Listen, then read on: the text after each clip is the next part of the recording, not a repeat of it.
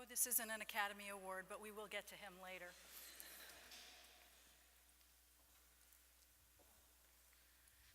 Good afternoon, and thank you for hanging around. I know it's been a long day full of pretty inspiring TED Talks. Good to be back in the old building here. Good to be back in my hometown of Philadelphia and my alma mater of Drexel University. It was not too many years ago that I got my executive MBA here, and I started it right in this very building. So kind of a poignant and sweet homecoming for me. Good times, good times.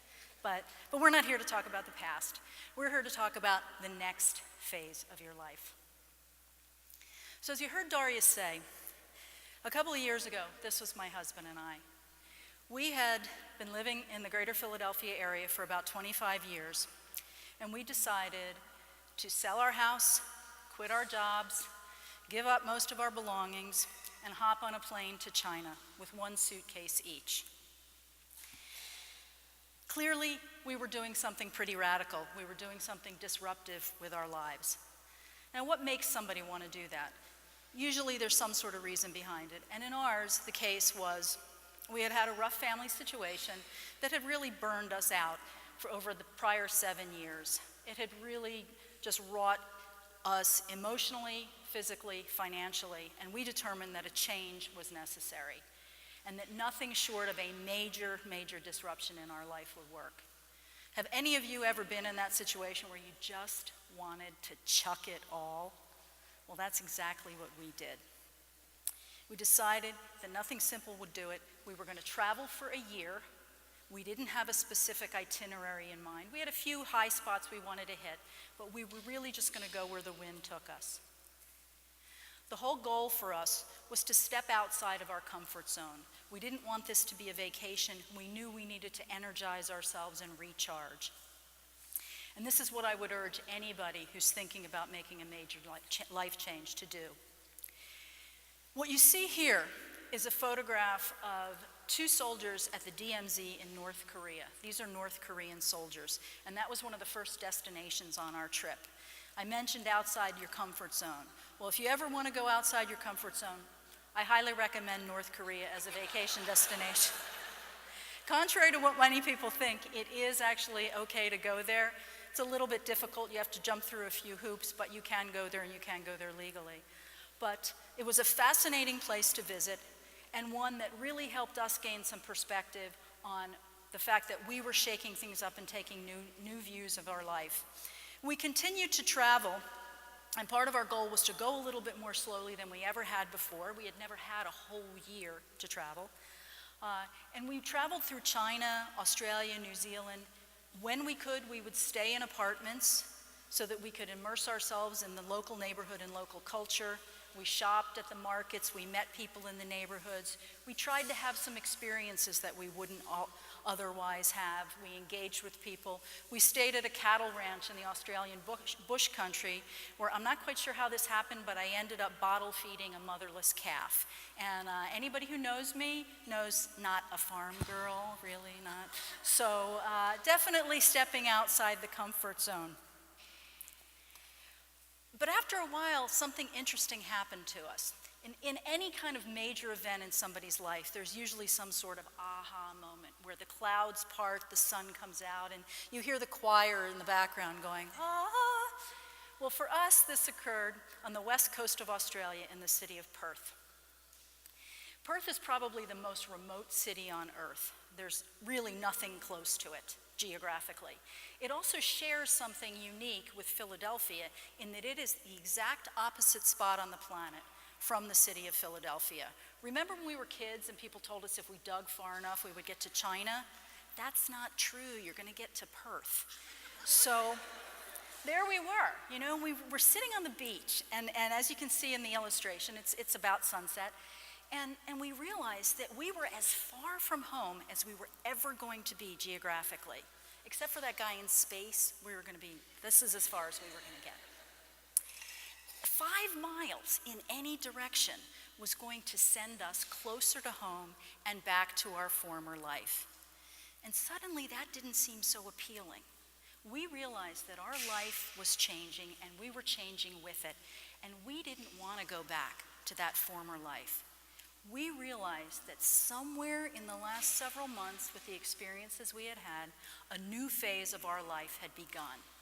And that was the aha moment. So we watched that sun, and that sun didn't set. I'll tell you what, it melted. It melted into the Indian Ocean, and it took our old life with it, which was pretty amazing for us. So now what? Now we've got this new life. We've committed ourselves. We're going to do something different. What's it going to be? Well, we decided that we were going to try and elaborate on this travel and telling stories. When we left on our trip, we took a mascot with us, because at any time when you're making a major life decision, here comes my Academy Award speech, you need a mascot, you need somebody to spur you on. And what better from Philadelphia than to take Rocky? Rocky is probably one of our most known citizens, and don't tell anybody in Philadelphia that he's not a real character, because he really is. But we brought little Rocky with us. The objective was probably similar to some things that many of you have done in the past, where we were going to take photos of us with him on major world landmarks, the Great Wall of China, the Sydney Opera House, etc. This was going to form a photo album for us. But an interesting thing happened. As we were changing, little Rocky was changing as well. Who'd have thunk it? But we learned that people all over the world know Little Rocky and love this underdog story. And as we were traveling and getting to know people and opening up more, sharing our story, people wanted to pose with Little Rocky. He went from being our mascot to being an international ambassador for the city of Philadelphia. And as you can see, everybody wanted to pose with him. So this was a real change for us. Part of what also happened is we started reaching out to people more and more because of this. It became a question of, can we find people who know the Rocky story? We actually were in Kuala Lumpur, Malaysia, and we climbed a 292-step shrine to get to the top. Naturally, we brought Little Rocky, because why not? The top of the steps, right? And as we were standing there, a guy was coming up, singing the Rocky theme. Dun, dun, dun, dun, dun, dun, dun, dun. Turns out he was a doctor from Brazil who was traveling there, and the first thing my husband did as he got to the top of the steps, panting, was hold up Little Rocky. And it was an instant breakdown in barriers. We now have a buddy that's a doctor in Brazil because of that. I mean, it's just incredible the way that this kind of stuff breaks down barriers and starts to change your life.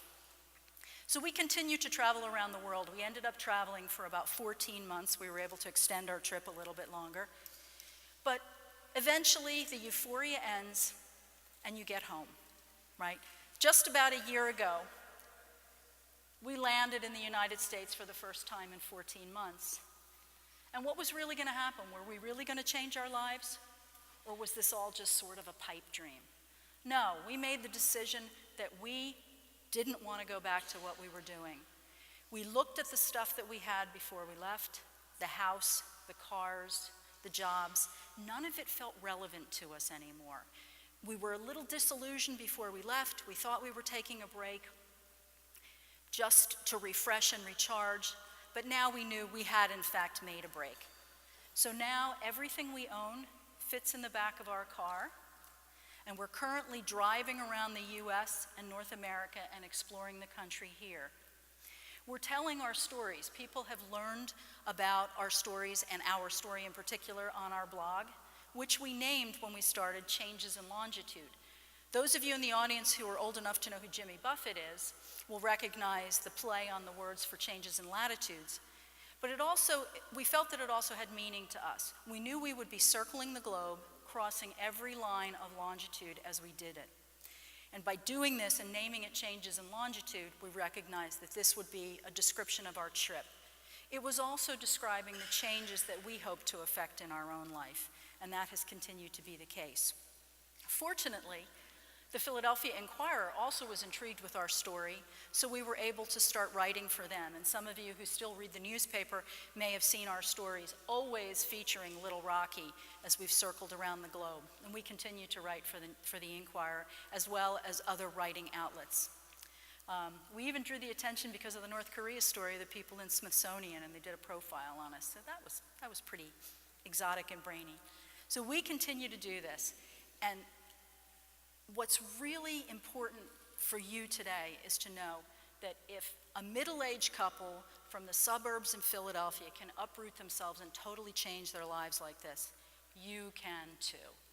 Anybody who's ever thought that whatever they're doing is not what they want, but they're hanging back because they've got these burdens of their past life, there may be some compromises you're going to have to make. There were some talks earlier today about some of the balance that you have to make. Not necessarily a sacrifice, but a compromise. In our case, it was getting rid of all of our stuff so that we would have the freedom to travel and collect these experiences.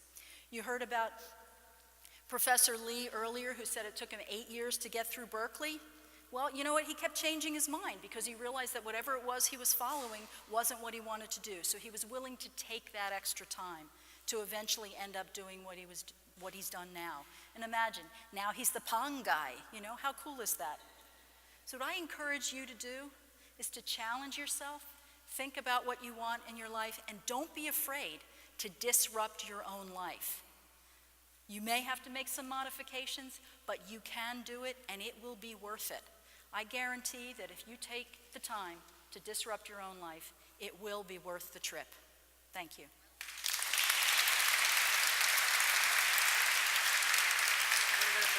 Hmm?